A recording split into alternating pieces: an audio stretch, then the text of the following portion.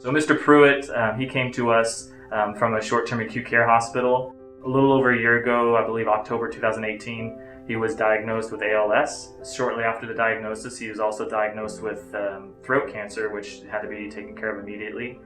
So he had a lot of things going on. Once he got to the hospital, they decided that they needed to do a trach placement for him and to put him on the ventilator just to make sure that he's breathing properly. After he's been on the ventilator, he had some complications, and after having those complications, it was best for Mr. Pruitt to come to Kindred to let us help rectify everything and really help him get on the road to recovery.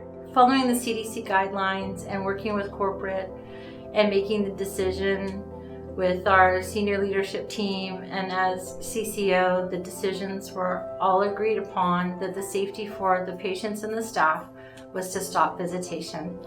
And it was very difficult because we had made such a commitment. She would bring items and be able to look through the window, but she could not visit. As Craig started working with us here in therapy with physical and occupational therapy, he had good mobility. He was just very fatigued very quickly.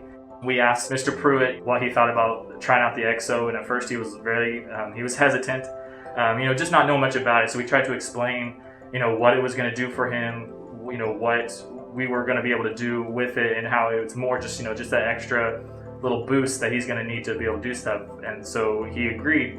And that first day, I believe we took 10 steps. That was really, really touching because he's been in bed for so long. I think it's a really, really good option for people that need that help. As we used the EKSO and we progressed it further and further with him walking in it, not only are we trying to progress him, physically with his overall functional mobility, but we're trying to progress him to where he can wean off the vent.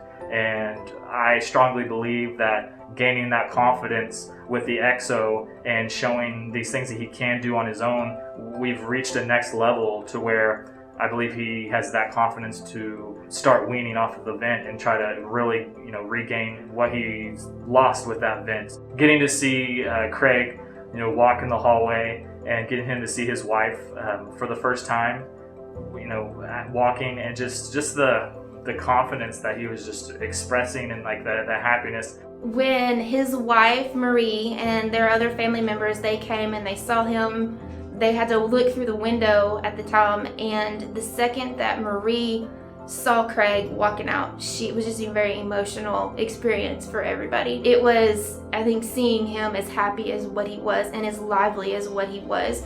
And you could just see with him looking at his wife and looking at each other, like they were just, just that pure joy, and just, all the craziness with the pandemic and not being able to see each other every day, and, just all of that kind of went away for a few minutes. I believe that we gave such a gift of hope to this family and to the staff.